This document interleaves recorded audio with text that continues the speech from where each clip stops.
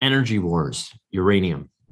It's a crisis you're not hearing about on the news. Recently, German Finance Minister Christian Lindner warned that the country was on the brink of a very serious economic crisis and that the government needed to explore all avenues to plug the gaps in the nation's energy supply.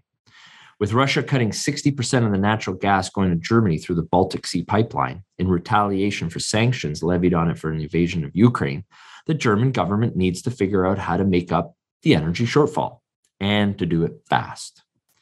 As the head of the German Federation of Trade Unions, Yasmin Fahimi, put it, entire industries are in danger of collapsing permanently because of the gas bottlenecks, aluminum, glass, the chemical industry, and so on.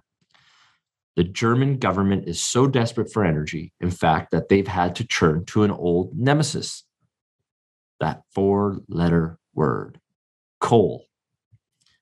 The chart you're looking at right now is the pie chart of the German electricity generation by source as of 2021.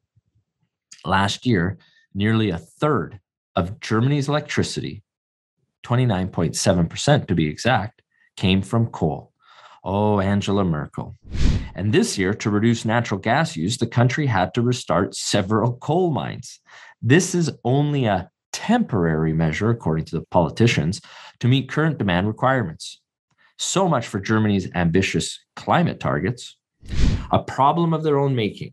Up until the early 2000s, 25% of Germany's power matrix came from that old reliable nuclear energy.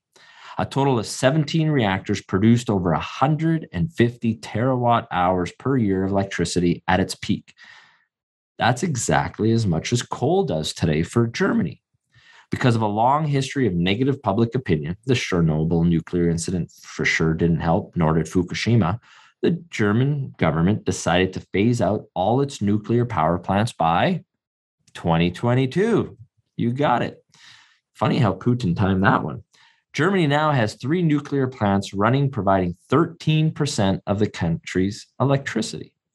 And they are slated to switch off all 3 of these plants by the end of 2022. It was a foregone conclusion until Putin stepped in. Now there are calls to extend the lifetime of the remaining operating reactors, or even to restart some of the more recently shut down ones in light of Germany's impending energy crisis.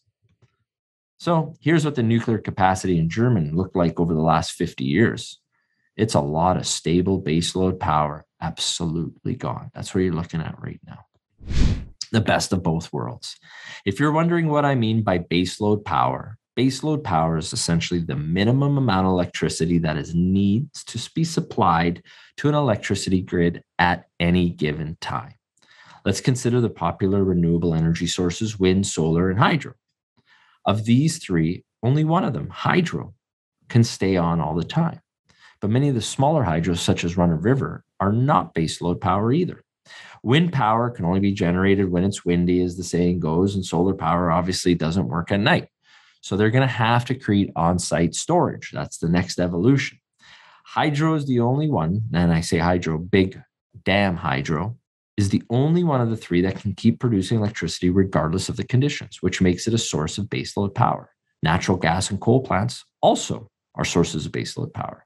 On the greener side of things, you have nuclear, biomass, and geothermal for renewable baseload power. While the flexibility of renewable energy sources can allow for energy producers to turn them on and off as necessary to match demand, unlike the rigid fixed power production of things like coal and nuclear plants, the availability and performance of each type of renewable energy varies greatly from country to country.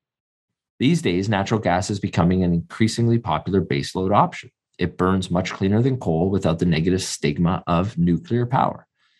But that over-reliance on natural gas has put Europe in a pretty bad spot, thanks to the war in Ukraine and the levers that Putin controls. Here's a chart of afterlife emissions of electricity energy sources. Look far right there. We put it in green. Nuclear looks pretty good.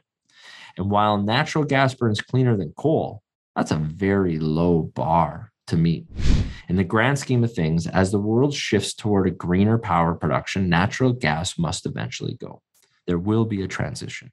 Nuclear, on the other hand, remains competitive among all other renewable energy options, making it an attractive option even in a net zero world. So across the border is a much different story. The low emission profile is one of the key factors that makes nuclear power attractive as a green energy source.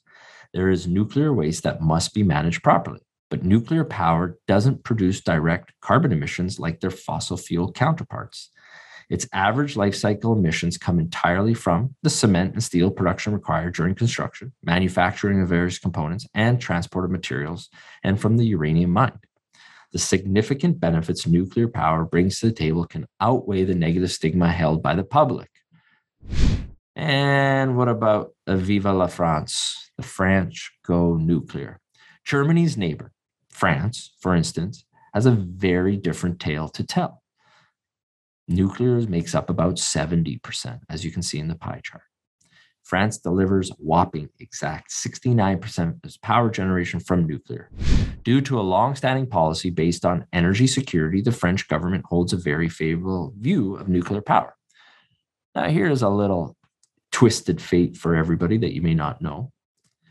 As the Germans shut down their nuclear reactors, they're importing nuclear energy across the river from the French, as if that risk goes away because of a boundary by border. And the country is a world leader in nuclear technology. Yes, the French are a leader. Despite having more reactors than anyone else in the world except the US, France has also never seen a serious nuclear accident. This is thanks to their significant expenditures in technology and infrastructure. This policy has paid big dividends for France, making them one of the world's largest net exporters of electricity, all thanks to their very low cost of power generation. In fact, earlier this February, just 2 weeks before Russia invaded Ukraine, French President Emmanuel Macron laid out a plan to build at least 6 new nuclear reactors by 2050, with an option for an additional 8 reactors. At the start of his presidency, Macron has promised to reduce France's reliance on nuclear energy. But the real and practical benefits of nuclear power generation has since changed its tune. And more importantly, the population is sick of paying for high energy prices, and nuclear solves that also. And with the war raging on in Europe, Macron's call for the rebirth of France's nuclear industry is looking more and more intelligent. The case for uranium. Between the Russian natural gas situation and the global push towards net zero, uranium has been getting a lot of attention as the next big green fuel. As France shows us, nuclear energy can work if done properly. You just need the right policies and the right investments. Obviously, it's not the be-all and end-all solution. Nothing is, actually. A diversified energy matrix is the solution.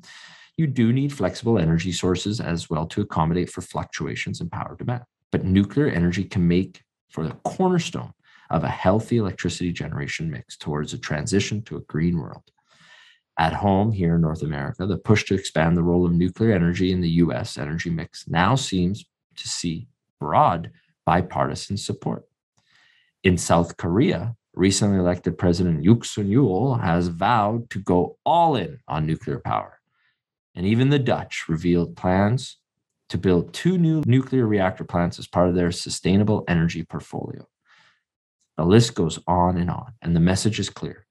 Nuclear will soon be back, and in a big way. Like, I've been covering uranium for 2 decades now, since well before its big bull market back in the mid-2000s. And I've never been as excited about the long-term prospects of uranium as I am now. In both of my books, I have a chapter about uranium. I have a watch list of uranium stocks and capital ready to deploy. If you want to see exactly how myself and my subscribers have benefited, expect to continue to benefit by planning to ride the coming wave in uranium markets, consider signing up for my newsletter, the KRO. Stay safe. Subscribe to the KRO, which is a Katusa Resource Opportunities, to find out exactly what prices I'm buying at and what price I sell at before the trade occurs. And you get to sell before I do. If you want to give your portfolio an edge, consider becoming a member and giving it a try for yourself.